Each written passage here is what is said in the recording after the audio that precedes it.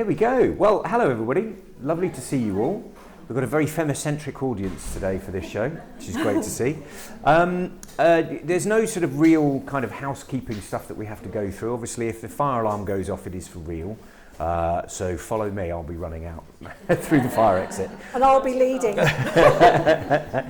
The only other thing to sort of really be aware of is the fact that I'm presuming that all of you will have been into the gallery and actually looked at the exhibition and looked at the stuff. It'd be great if you could actually invest in a catalogue, because the catalogues, they help allow exhibitions like this to go on at all. And Natalie is the lady who's operating the camera.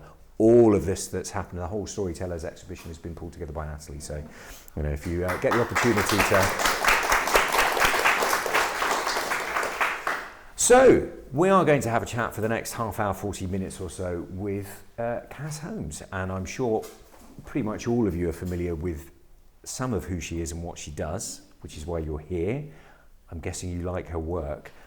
Cas, it's great to be able to sit down and have a proper chat with you in front of I'm hoping a friendly audience. Have you done stuff like this before? Are you quite comfortable talking in front of people? You know me, after our conversation on Tuesday, I could talk for Britain. So yeah, I think I'm reasonably comfortable. Whether I choose to answer all the questions or how much I share, we'll just see. We'll see. So my intention is that we'll start off talking about the work that's actually in the exhibition here, and then we'll do a bit more of a ramble through about who you are and your life and what it all means, and hopefully draw it all together. So the actual work that's hanging in the gallery is called Memory. Memory, yeah. And you work pretty much exclusively in found materials, literal materials, physical textiles. Yeah. So talk me through what the piece is that you've created that you chose to put into this exhibition, first of all. It's one of a series of 4 that I've created in the last 2 years since my life partner, Derek, had a stroke. So talking about that relationship, making a meaning for me always comes together. This idea that material or cloth carries its own story. We're familiar with it. You know, you were discussing whether to take your jacket off today and the warmth. We know what it is like to feel cloth against our bodies. And we all have those sort of found materials in our home, the domestic materials, paper, cloth. You know, I even print with biscuits, but those domestic associations are there. That piece had arisen from the fact that I've had to reorganise my life around being a carer as well. And most of the materials I gathered have been part of my travelling life as an artist. And in order to calm myself and carve out space for myself, I needed to start to make some sense of what was happening to us. My work is also always about making sense of the outer world around me, the landscape or whatever. And the only resources I could access easily were those I already had within the home. So it really started with me retrieving some of domestic tablecloths I'd been given over the years, and their association with being with people, round a table having a cup of tea, which is very important to me, exchanging information, finding out what makes us tick. But also the idea that I could repair and work with them. And I started to destroy my earlier works in order to add to these pieces. So there was perhaps a dialogue there, or a narrative, that I was trying to rebuild our lives as I was rebuilding these materials. So that really started off that memory piece. And was that a set of conscious decisions, or did it just kind of happen and you realise what you're doing as you go along? I think I uncover the stories as I work with the cloth, so it's an ongoing dialogue. What was the intention of that cloth? Derek was talking about having holes in his brain, things that weren't working, and we had to relearn. So the dress image is pattern of a dress I would have worn as a child. We had a neighbour who made clothing for us. I certainly didn't stitch as a child, and I wasn't taught to stitch. But I remember our friendly neighbour used to make us party dresses. So these were a memory of when I used to be able to get out and party more, and as a child, and those connections that I had. And gradually I was recognising the first steps we were going through. We had to relearn a lot of things. Derek certainly did, about where where things were, how he could accommodate the changes in his life. We're both stroke survivors, so it's also me having to make those accommodations in my own life and learning alongside him. You know, even today, this morning, I have to learn to be quiet. That's really hard for me when I want to engage. I want to tell him about what's been going on. And he said, shut up, because he needs to concentrate in the nicest way. I expect that. It's more direct, but that idea that he has to focus so hard when he's dressing. So I always, you know, this work was about that inner connection to what we think and how we do and how we relate to the world. Because this is the thing, isn't it, that you do now have to find pockets of time. You refer in the catalogue here, pockets of time that you have to carve out to actually be able to create your art, because being a carer is quite a dominating thing now. Yeah. How long ago was it that Derek fell ill? Just over 2 years. Right, okay. So I call it the care, clean, create cycle. Clean is a metaphor for all the other things that Derek may have also done in the house. Like, he would cook the dinner, I'm no cook. So he has to put up on my food. And neighbours that sometimes deliver us food. But, you know, all of this. I'm the gardener in the garden. He's the backseat gardener. He does a lot of things that he can do, like water. Mm-hmm. So I'm doing a lot of the physical stuff. You know, I was told I must take care of myself in the early stages, try to sign up for Keep Fit, and I've realised I don't need to. I walk everywhere, I cycle everywhere, and I'm doing the garden. I don't have time to keep fit. I'm doing it, you know, and I'm seeing things grow. And, you know, we've got bird feeders on the window, so he can see life, and he can walk immobilised with a stick. But those transitions in our life are what I've always talked about in my work. So this was just a major transition for both of us. Now, one of the elements that crops up time and again in your work are flowers, floral elements, and natural forms. They're clearly intensely relevant and personal to you, because you choose to include them in virtually everything that you make. Yeah, it's about that personal interaction with the landscape, the immediate environment I have around me. So it's that connection between the inner and outer worlds. I trained as a painter, you know, I'm fine arts trained. So looking at the landscape, whether the built or the natural environment, urban nature is on our doorstep. I don't see landscape as a distinct separate. I see it as part of us and part of the world around us and how we relate to it. And that change and growth has always fascinated me. So there is another metaphor there, perhaps, between that inner and outer world. Some of the earlier works in this particular body of work were based on the trees we can see immediately outside of our windows of Moat Park. We were talking about that earlier, and that's certainly where I could go for a walk during the pandemic. I kind of reignited my love for that space during the last 4 years. And that's proved really valuable for my own sanity in the last 2, that idea that I can actually get out for 30 minutes for a walk and be in nature has been part of my healing. Because, you know, with Romany ancestry, I've kind of realised that I spent my life doing what my grandparents did and my great-grandparents. I tout my work everywhere as an artist. So I want to dig into your history a little bit. We'll go back in time to when you were a little girl. So you grew up in Norfolk? I grew up in Norfolk, yeah. And your family are of Romany heritage. Yeah. Were you ever a traveller yourself with your sort of Romany family, or did you live in a house? No, the family had settled by then, but I was aware that my granddad, who married initially lived in Burr Street, which is the east end of Norwich. Mm-hmm. So my granddad, during the Depression, he travelled with her family to earn a living while she looked after the children in Burr Street.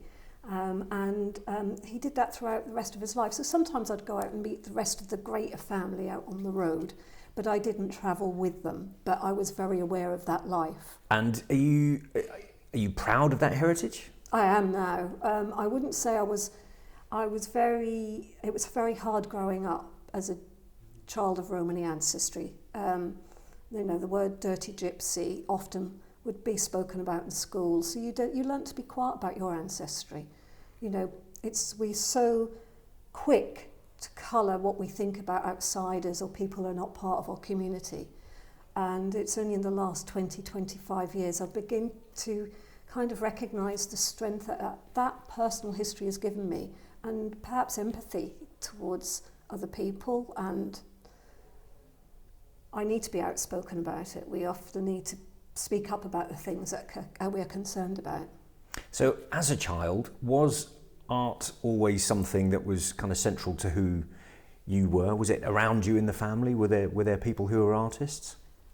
I wouldn't say in the conventional sense, but never underestimate the power of creativity in any background, any culture or any historical circumstance. So my dad was, I remember me saying he was more than just a painter and decorator. My dad trained as a sign writer at what was Norwich School of Art, but then it was the Tech. So he'd have been 12, 13 years old, and he won a place to a grammar school, but decided he wanted to go to the Tech. So I grew up watching him carefully paint signs. He used to paint cartoons on our bedroom walls. So I grew up with that being part of my home environment and working class family. And I'd steal the ends of his paper rolls to draw on and use up the rest of the paints, because that's what I had. And I suppose that really was engaging with what we had was there. Yeah.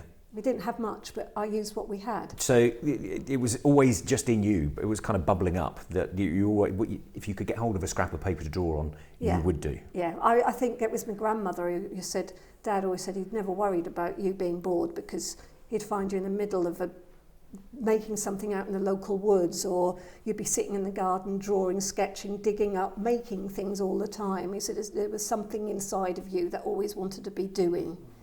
So at what point did you realise that it was possible to, well, firstly, was there a kind of a moment where you realised that you really loved art more than anything else, creating stuff? Was there a kind of like a crystallising moment? I think I never stopped loving it. I didn't have that beaten out of me. Sounds awful, doesn't it? Did we have it? But I think sometimes education can do that. They forget that it's really, really, really fundamentally art is of the soul, where we all need that. It's part of what makes us human, music, anything else. So perhaps I was fortunate that I was allowed rather than discouraged. And when I did my O-levels, which was a first in my family, and got my A-levels, I wasn't pushed by my family. Perhaps it's not strictly to. My mother wanted me to go out and get a job, but my father kind of supported that idea that I wanted to pursue what I was doing. So I was encouraged and supported to do that by my father and my grandmother. And at what point did anybody else realise that you were any good? Because it's one thing having the feeling and the desire to be an artist, and it's another to actually produce anything that anybody else recognises as having some quality. I leave that idea to whether I'm every good to history or to people who look at my work. I'll tell you now you are. But that whole idea, I think as a child I was drawing an iris in school, and there are a couple of incidences, but that was in primary school, and I only remember through the retelling because I didn't know the full story. But I was asked if I would do some drawings for the school so they could put them on the wall. But they'd gone to see my family and asked if they could buy materials so I could do that and give me some. The school did? Yeah. Right. Okay. Yeah, and also more sketchbooks, because I would get them at birthdays and Christmases, but not beyond that.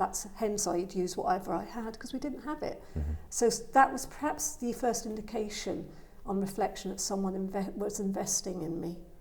So did you go to art school, art college? How formal was your art education? I went to Great Yarmouth College of Art in Norfolk after I graduated. Mm-hmm. That wasn't graduation. After I got my A-level, I went to Great Yarmouth College of Art, did a one-year foundation, and then came down here to Maidstone College of Art, which is now the University of Creative Arts. And did you find the art college system helpful to you? Because some of the artists that I've spoken to said that they went through a process that they found they kind of formed their artistic style despite their artistic education, and others found it an opportunity to actually kind of grow and blossom. So how did you I just saw it as an opportunity to have 4 years with a grant to get on with what I wanted to do. Yeah. So perhaps, I didn't have I wanted to be there. I was there every day. I can remember, though, that not many students were there every day when I was there every day doing stuff, because I had the space to do it. And I didn't know whether I'd ever get that time again, so I utilised it. So for me, having the space and the freedom to work was most important. And you had a mixture of tutors. Some were very good, some you didn't get on with, some were very indifferent. That's life as well, isn't it? So you have to learn to manage it. So how did you make the transition from, because you started as a drawer and a painter, and you obviously... I still am a drawer and a painter. I just do it differently. But you're primarily known for working with materials. That's cloth. Your cloth. The cloth is what you're known for doing. So how did you make that transition? At what point did you realise that you could do what you do with cloth?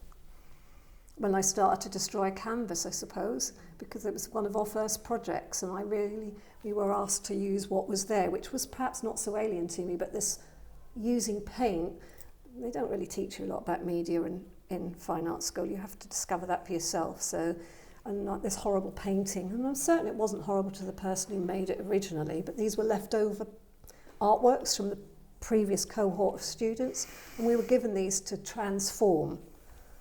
And I painted on the top, and this horrible paint kept coming through. Sheer frustration, I just slashed this thing. And I thought, I've still got to produce something. How am I going to bring it together? And glue wasn't going to do it, or it wasn't right for me at the time. And I picked up needle and thread. And that's when I perhaps belatedly had a ha-ha moment. I really enjoyed working more with those substrates, the cloth itself. And then I was started to question. As soon as I picked up that needle, so that's when some of the tutors... I started to hear all kinds of different language in the next few months, about tatting and embroidery, and is it really art? So the more I heard it, the more I researched it, the more I looked at it, and the more I flaunted it. And thought, all I'm doing is using a canvas. What makes this any less worthy than the canvas that you put a paintbrush on? So I still like to muddy that distinction between cloth and painting and paper and watercolour. Because in the artwork here, you've got a lot of gold thread in what you've done, and we've talked about the concept of kintsugi, which is the Japanese art of repairing broken things with gold. Yeah, that's a very definite thing that you've done with this work in particular. That's very conscious, and I remember when I first started to use it, I would get comments, you don't use gold in your work. I use little bits of gold, and within that piece, maybe going back to that time, I cut holes out based on some lace patterns that were too precious to me to cut out, but I wanted to mimic them, and they became a metaphor for holes both in Derek's reasoning and sometimes mine, but my life, but finding a way to repair them, and we have within us, we all carry bits of gold within our bodies, because we're, that's proven, and it enables you to make connections between your mind through the nervous system to the things that make you conscious, to operating your limbs. So that nano gold is in all of us, and I think that's really important that we remember that. So I want to always, at the moment, it's in all of my work to a greater or lesser degree, because we're all made of gold, and it's that looking for that precious thing in all of us. So when you're physically working, does that act of holding a needle and thread and stitching through, does that kind of physically connect you to the work in a way that's different to if you were just painting or drawing? Yeah, because it's I can, for a fact, I can transport it wherever I want. So on a practical level, my work can go much more easily where I want to go. So I don't have to be in a special space. I can stitch in the park, sitting with Derek, or I can stitch on the train. I even said I should have brought something to stitch in the gallery, which I will do next time. So it's transportable and transformable. It doesn't take up space, but it can take up space. I can put it in my pocket and then fill a wall with it if I wanted to. The Japanese have an expression, suitcase in the pocket. They use a square of silk they keep in their pocket to carry their shopping in. Right, okay. So this whole idea that I love the transformative power of textiles to be many things, whether it be stretched on a canvas and used by a painter, or bundled into our pockets, or carrying stuff on our back. that has a capacity to be many different things and to take up space where it needs to, but to discreetly be hidden away when it doesn't. There is such an intimate relationship with cloth, and the physical and the tangibility, the tangible qualities of handling that cloth and feeling under your fingers makes a stronger connection for me. Now, you mentioned travelling, and we talked about your sort of Romany heritage. You are a traveller yourself, because you've been to how many countries for work? Up until about 4 years ago, 30 at least. 30. So Japan, you've mentioned, I mean, you like Japan, don't you? I love Japan. That's on my bucket list. I would go back there tomorrow. If I could just drop everything and go, I'd be there. I was supposed to be there last year. Well, let's hope you get the opportunity to go back and do stuff again. So when you do travel, and it tends to be for your art, that you're invited to places? For a gallery. I mean, I'm a fortunate position where I get invited to do things today, and I make a decision whether, A, can I do it? Do I like it enough to want to do it? And how much time can I give to it? So I make those choices. And a lot of things I do voluntary. A lot of artists do that. That's the way they get their work together. But also with groups and organisations, I'll dip in and do what I can. And why do you like to do it? What do you get out of that process? Connection with people, to get my voice heard, but not just my voice. I think voice of artists and makers and creators and musicians and all of those is so fundamentally and foundationally important to human culture that I feel very privileged to be part of that tribe. Mm-hmm. So it's just part of that whole process that we need to connect to our souls a little bit more. And looking around the audience here, as I say, it's a very femicentric audience here today. I think we've got 3 or 4 chaps in the room, but it's mostly ladies here. Does your audience tend to be other women? I would arguably say yes. I do wish a few more men would wake up to their feminine side. Stitch isn't just for women. Cloth isn't just for women. But maybe there's something that connects us, that makes it about us, and there is an honesty about us as in relationship to each other. You know, I think it's really important that there's a language there that we have identified as part of us, that's can be outside of the normal framework that's the art world, whilst at the same time I feel very privileged to be part of Storytellers, as I think predominantly as the sole representative of the textile art world. You know, I think that's a great privilege. Looking at the art world, and I'll ask you the big question, and I ask this is everybody the fundamental. Yeah, this is the hardest thing that's going to come up to answer. Yeah. What is art? What is art? Oh, I think I've said it. It's something that feeds our soul. It's our ability to communicate with each other in non-verbal and verbal ways. It's about human expression. It's about a reflection on the world. I could write a book about it. In fact, I've written 6, so I will continue to do it. I can't tell you. It's what it means to you and you and you and you. It's giving you voices. People, it's something you're passionate about. You don't do it for the money, or very few do it for the money, because you're not going to earn a lot from it, I can tell you, but it's a human need. Why are so many people representing their work in Storytellers? Why has Natalie chosen to use that title? It's sometimes about talking about things that are often unspoken. You know, voices being heard. That's what art is. It's about voice.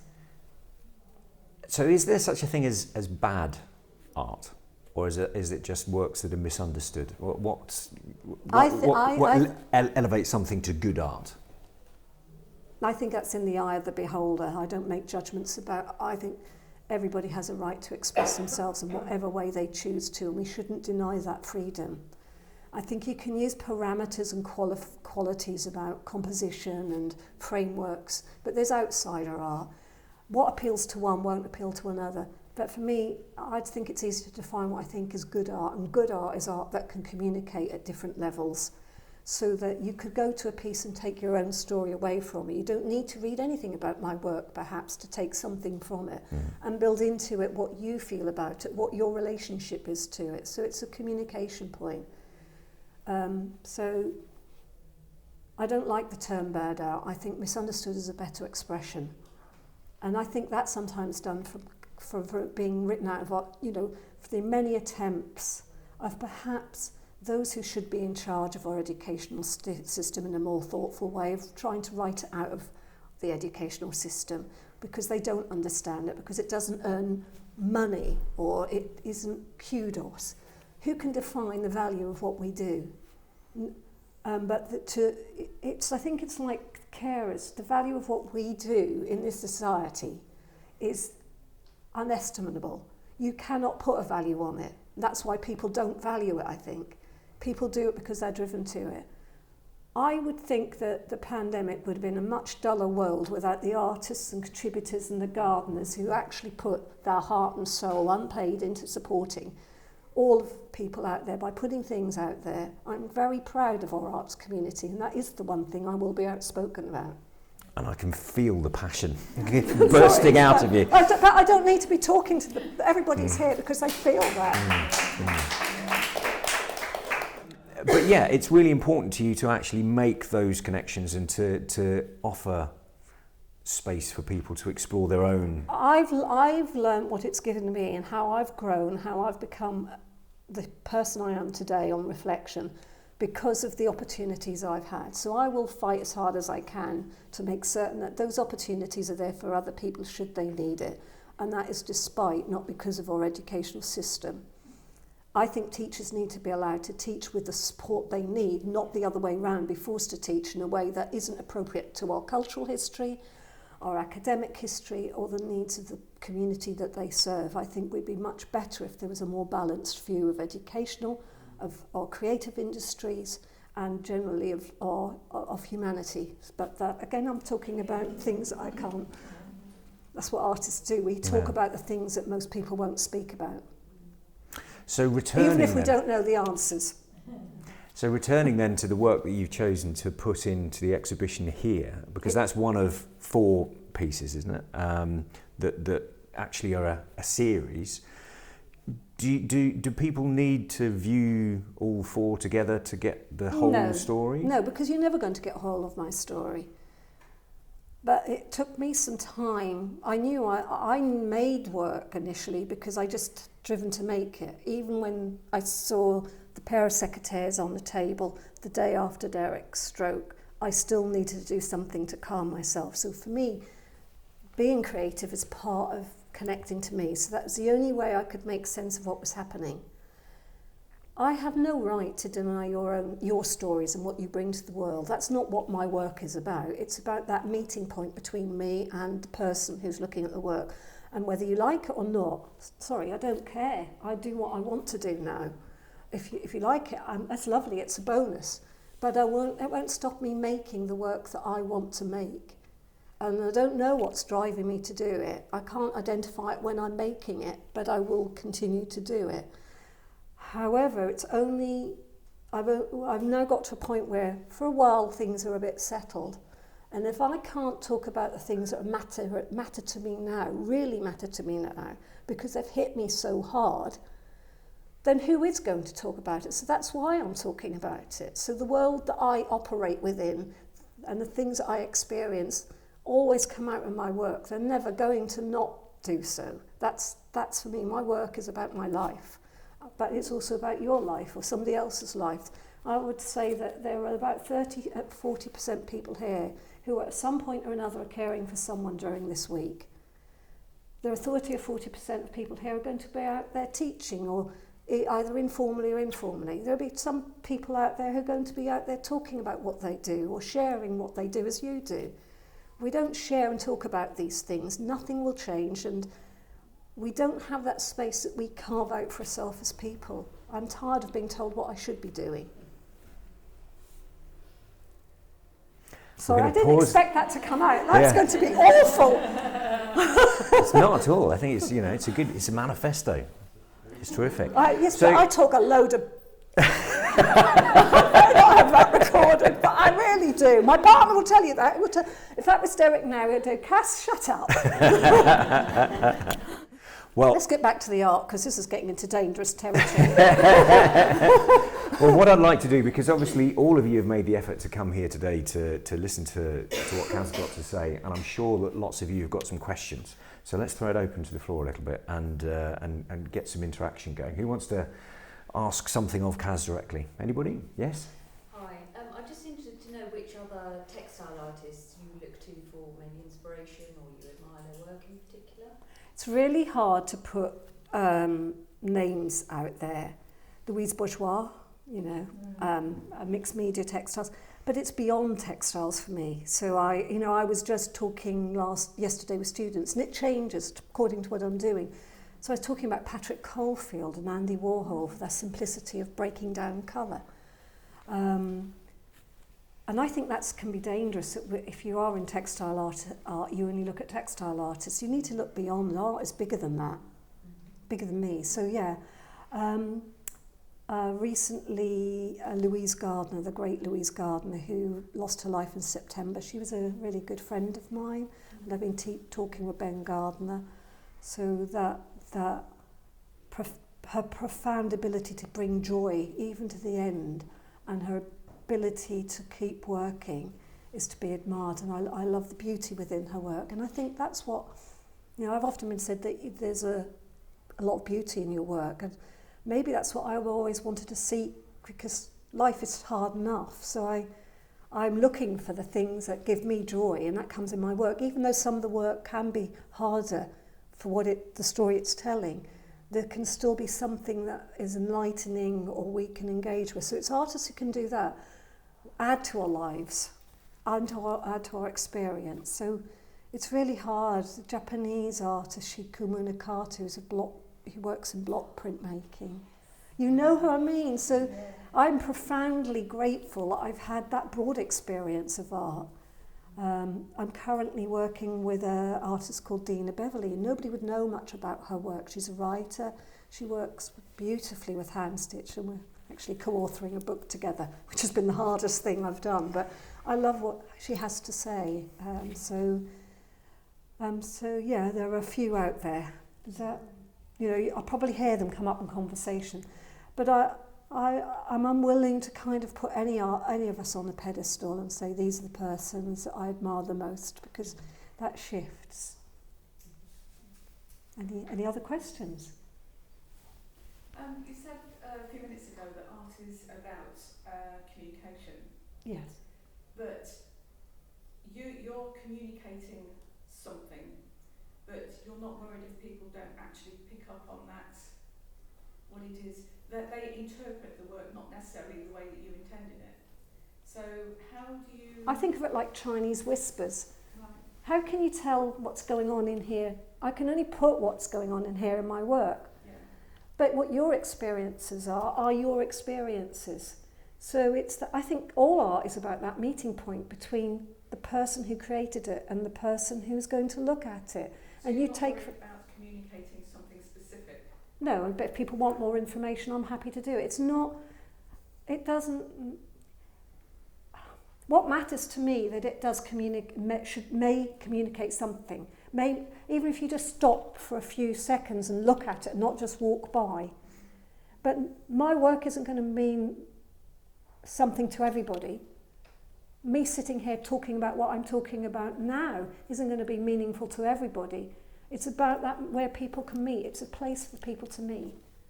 And I would deny, I don't think I have a right to deny you that possibility of taking your own stories away from looking at that piece. You can take it in another direction. That's what human engagement is about. So one of your other works that we looked at the other day was the shipping forecast. That's and a lot of the kind of the subtext that is around the migrants who come across the channel and how they're treated and the kind of things that they face. But within that work, you use quite a lot of sort of stitched written words, and a word obviously is far more explicit than...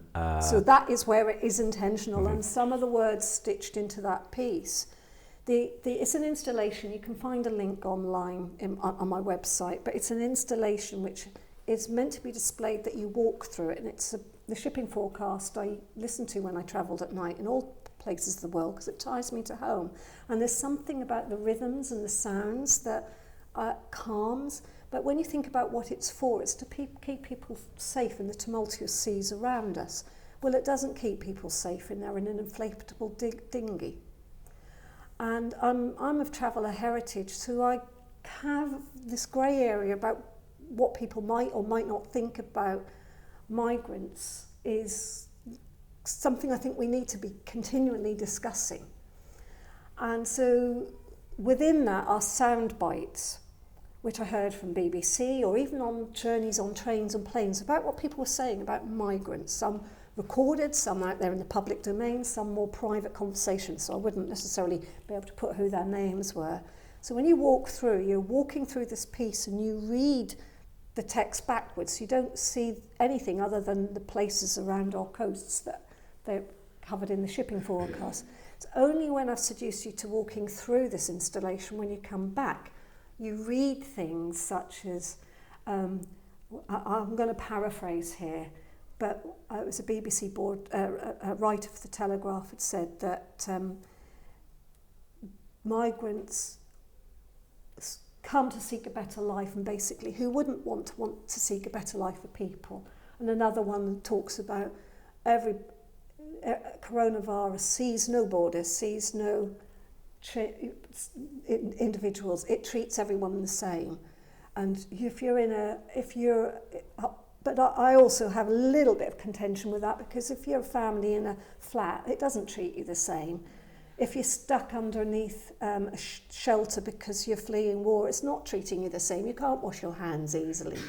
So it's about that relative, us needing to open up and understand that human experience is very challenging for some people more than others. And that perhaps is a contentious piece of work, and that's where I've wanted to say that's how I feel, or this is what I have heard. What are your thoughts about it? So some is quite intentional. And that kind of answers some of what you're talking about there, isn't it? Then trying to communicate a definite idea. There are occasions when you want to be explicit in what you're saying, so that you will get a meaning across. And why is it in this body of work? Mm-hmm. Why have I chosen the shipping forecast? Mm-hmm. What's the relationship? So leaving space for you to make your own relationship to it. And it's not, some people are going to hate what I'm saying about it because it's challenging opinion. But that's another thing we should be doing. Can I ask you, as someone that's used textiles throughout your whole life, having travelled and written many books, how do you find it?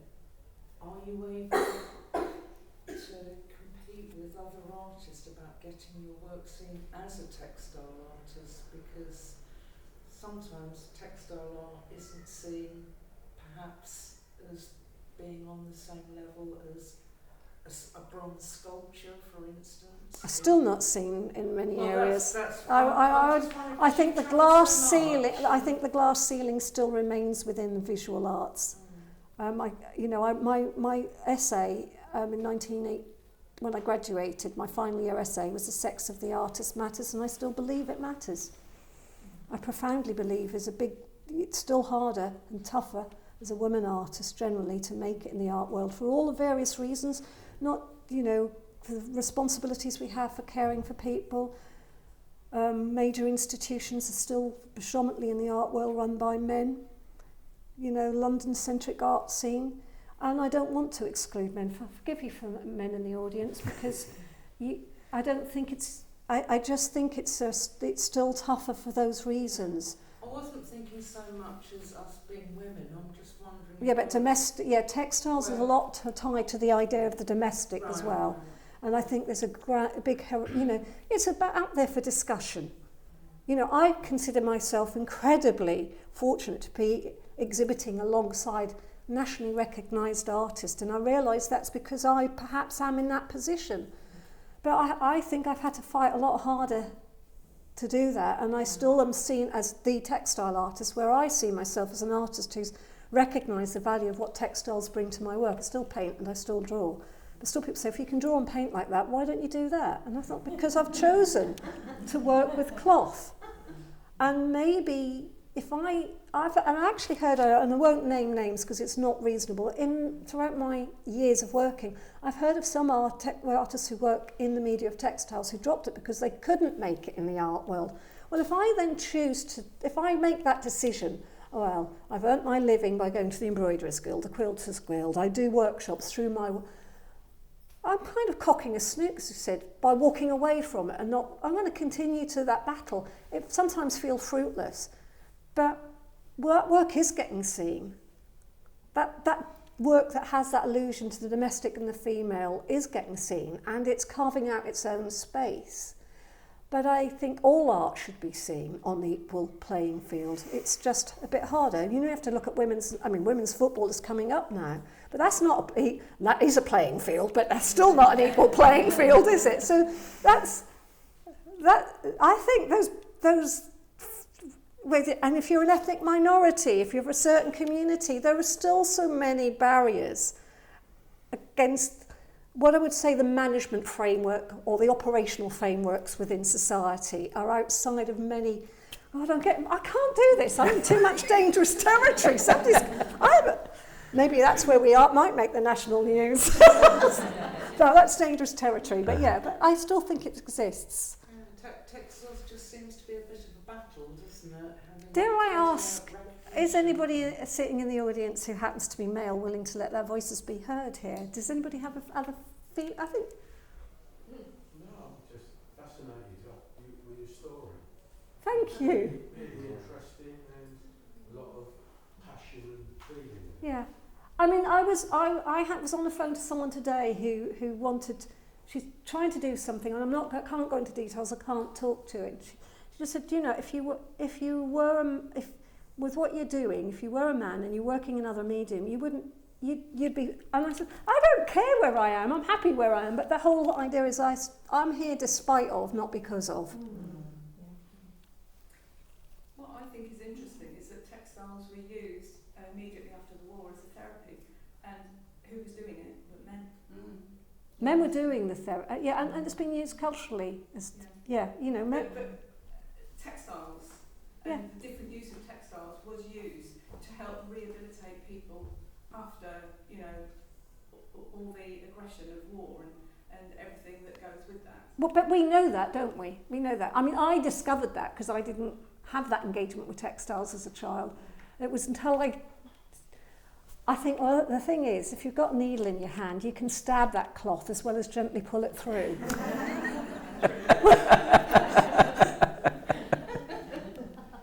Any more questions? I'll just make a comment. It's interesting, you're talking about working with textiles. I'm a child of the 50s. You brought a memory back that I'd forgotten from when I was at a primary school, and we used to do some kind of needle point. Binker cloth, but yeah. But when it comes to wasting your time in education, another thing I remember doing, we used to make little felt cutouts, like a cat. Yeah. And then it would be stitched around the outside, and then you'd have to stuff it. And one of the jobs I was given, we had to do fraying. We literally take cloth and fray it by hand to make the stuffing for the cat. Well, can I just think though? Think about the hand-eye and coordination skills that you do with that. That's being denied some of our children today. That's an interesting comment, actually. Yeah, and I have a similar childhood memory of the dreaded cross-stitch apron, and perhaps that's why I hated doing it. It took me 3 years. It was grubby as hell, and I never did do the cookery lessons. So that explained another part, because that could have put me off textiles. It wasn't until I got to art college and found my own way in. I haven't trained in textiles. Nobody taught me. I just did it. Perhaps that's what's given me the freedom. But then by doing it and learning by observation, I mean, that's what teaching does for me. I'm not just teaching, I'm learning by being with a group of people and exchanging. So, some of the great people I've admired and worked with have attended my courses because they want something from me as well. And that's a great way to learn, is to be a teacher. Well, Cas, it's been an absolute pleasure and a privilege to be able to sit here and to listen to you talk about stuff. The name of the exhibition is Storytellers. Your story is extraordinary, you know, coming from where you did, all the battles that you fought to get to where you are, but you are recognised and you are appreciated. And I hope you feel that from everybody in the room here. Cas Holmes. Thank you.